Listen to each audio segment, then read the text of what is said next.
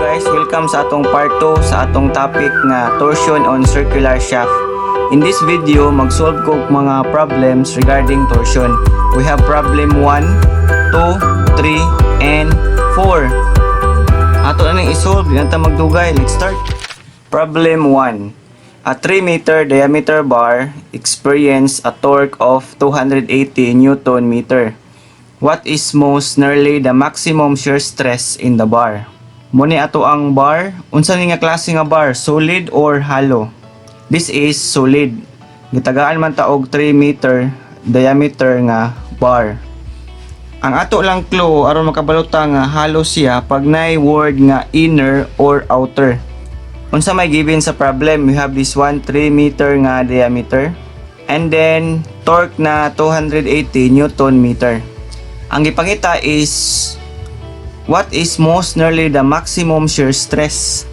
Unsa may pasabot gani aning maximum shear stress? This is also another name for torsion. Ato nang isolve.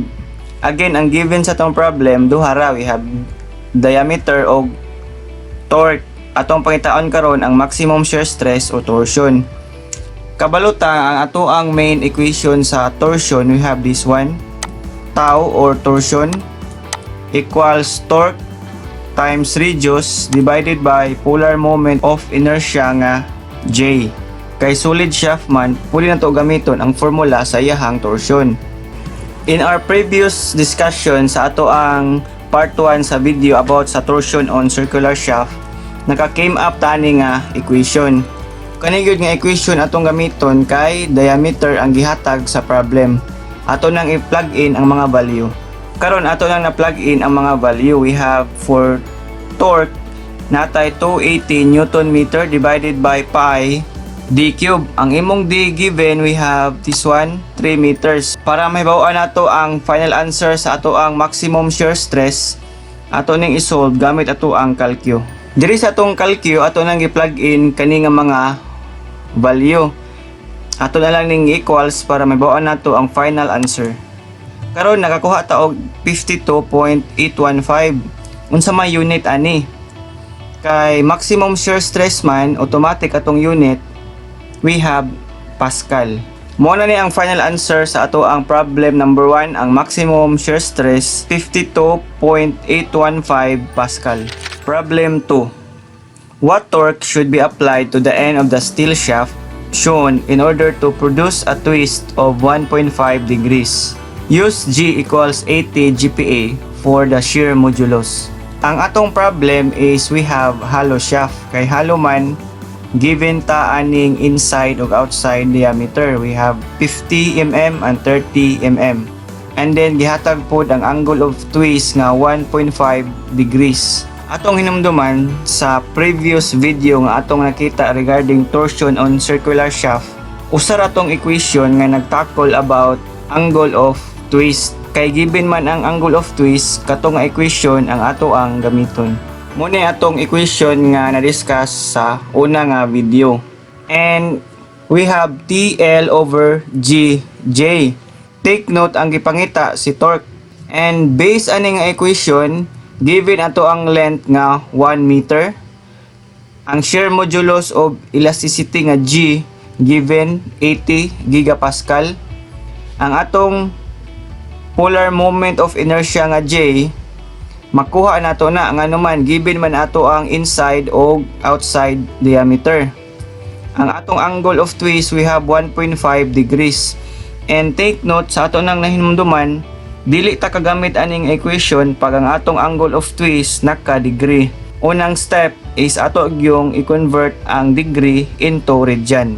Ato sa nang i-convert. In order ma-convert nato ang 1.5 degree into radian, ato lang i-times sa pi divided by 180 degrees.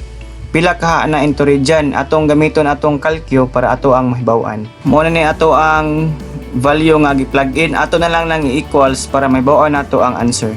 Then atong i-convert into decimal, ato lang i-click ning ISD. Nadatay value nga 0.026 radian. Kay na naman tay answer nga 0.26 radian, kaning equation pwede na nato ni magamit. Atong i-plug in karon ang mga given nga mga data.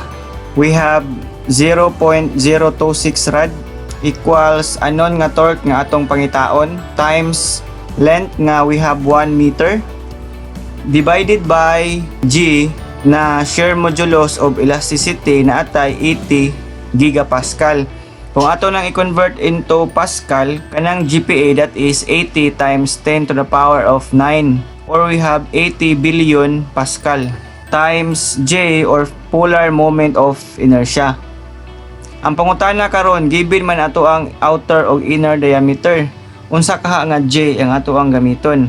Atong i-review ang atong nakatunan sa previous video regarding torsion on circular shaft. Mo na ni ang J or polar moment of inertia sa hollow shaft. Kay ang given man inner ug outer diameter, kani nga equation ato ang gamiton. And always remember nga dapat consistent ta sa ato ang unit. For example, diri atong gigamit is we have meter. And ikaduha, timan-an nato pag Pascal atong gamiton yun nga unit, that is Newton over meter squared. Karon kung inyong namatikdan ang gigamit nga unit sa ato ang inside ug outside diameter mm. Atong buhaton ato ginang i-convert into meter para consistent atong unit. Pila ka na into meter? Sa ato nang nahibaluan ang 1 meter equals 1000 mm. Ang ato lang buhaton kaning 30 ug 50 mm ato ning i-divide by 1000 para makakuha ta og meter. Kung ato ning i-divide, we have this value. Mo na itong nakuha natay 0.050 meter and 0.030 meter. Kani nga value mo na itong i-plug in gamit ani nga equation. And based sa atong nakita, makuha na nato ang value ni torque nga naman.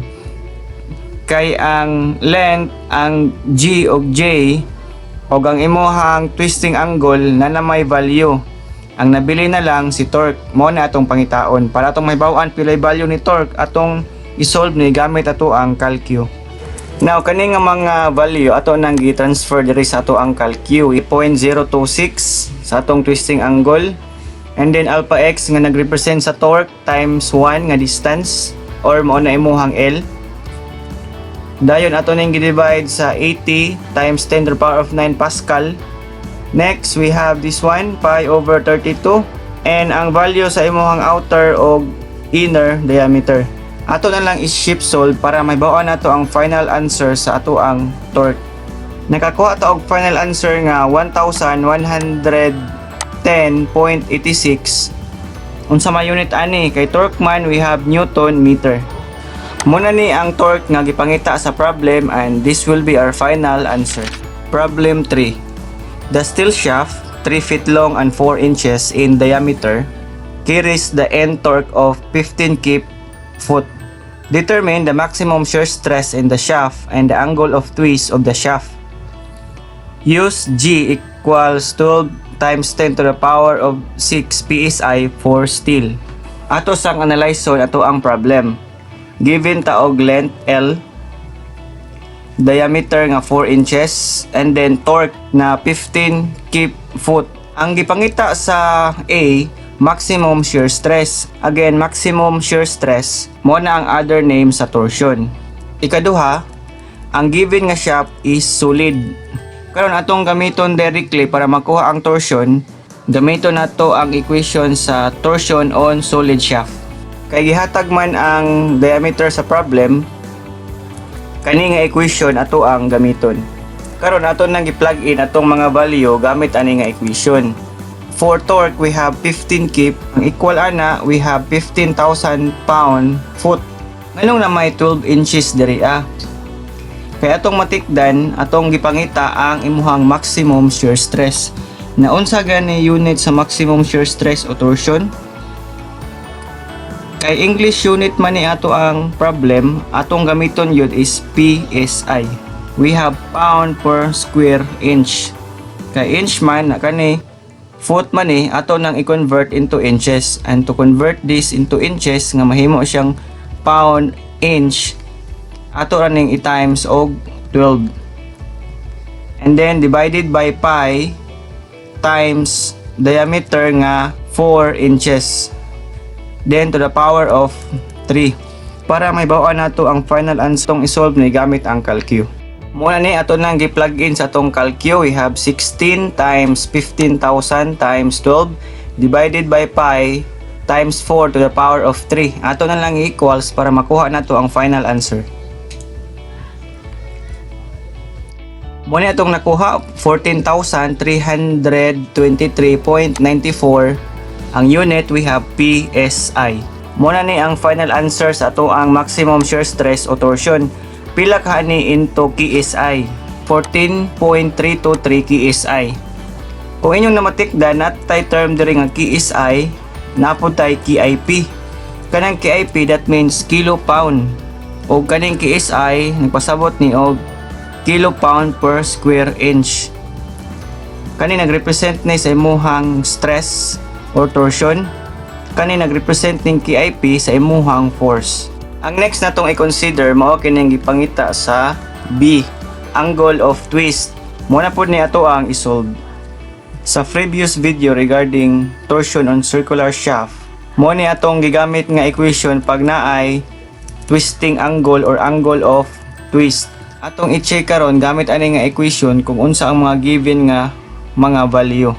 For torque naatay 15 foot, para sa length nga L natay 3 feet, para sa G or shear modulus of elasticity 12 times 10 to the power of 6 psi. Then ang atoang J kay solid man then diameter ang gihatag, ato ning gamiton nga equation. Karon ato lang ipang plug in tanang data para makuha nato ang twisting angle. Muna ni ato ang data.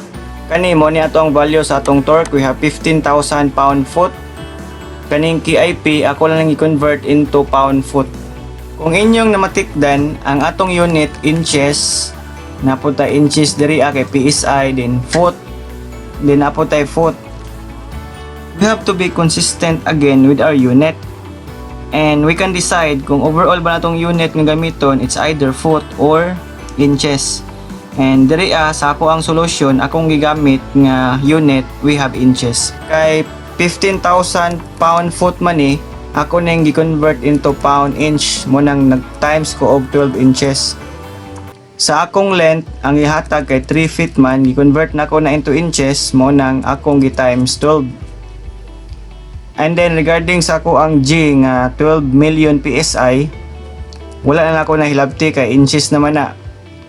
Next sa ako ang J nga polar moment of inertia, ang gihatag kay 4 inches man, dili na ako na i-convert. O kani atong gigamit nga equation, ato lang i-plug in ang value sa 4 inches. Muna ni ato ang result. Overall, ang ato ang unit ani, inches na atong ipanggamit. Para may bawaan nato ang value sa ato ang angle of twist, ato ning isolve gamit ato ang calcu. Sa atong calcu, ato ning ipang plug in nga mga value, we have 15,000 natay 12 times 3 times 12 divided by 12 million PSI. And then we have this one nga polar moment of inertia, we have pi times 4 to the power of 4 divided by 32 equals, nakakuha ta og value nga 0.021. Unsa ka unit ani? Kay gamit aning equation atong timan-an, makagamit lang ta ani pag atong unit is radian. Therefore, kaning 0.021 ang yang unit is radian. Muna ni ang value sa ato ang twisting angle.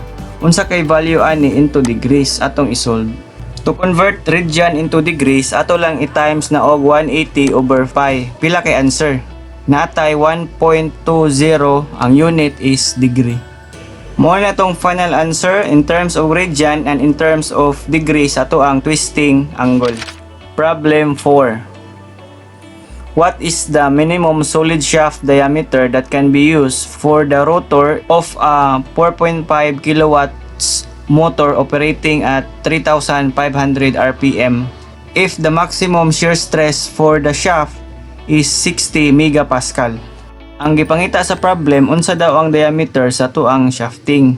Ang gihatag power sa motor natay 4.5 kilowatts kani.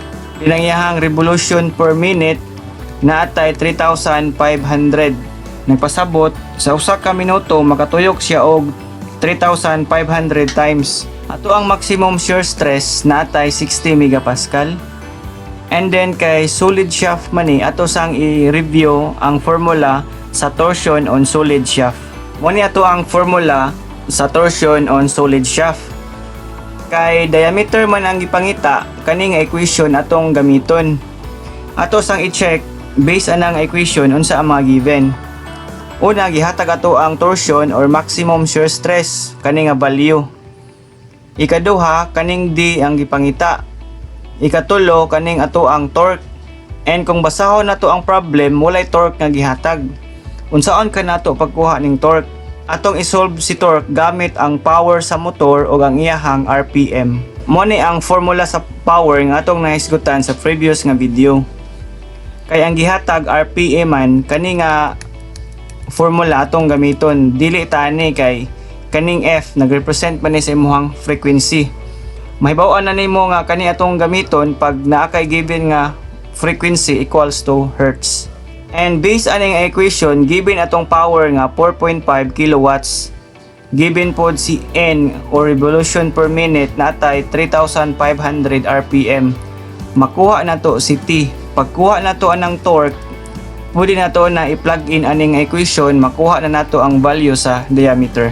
Muna itong mga value sa power natay P 4,500 watts, kanang kilowatts ako lang i-convert into watts. And then 2 pi times T, ang ato ang N, we have 3,500 revolution per minute. Or nganong ako mang i-convert ang minute into second. Ang main reason ay gamit nang itag power nga ang unit watts. Atong hinumduman nga ang watts, ang iyahang unit is Newton meter over second. Mo ang kinahanglan nato i-convert ang RPM into RPS kay nagamit ta og watts. Pila ka ang value ni torque atong isolve gamit ato ang calcu. From our calculator ato aning gi-plug in nga mga value. Natay 4,500 and then 2 pi times T or alpha x.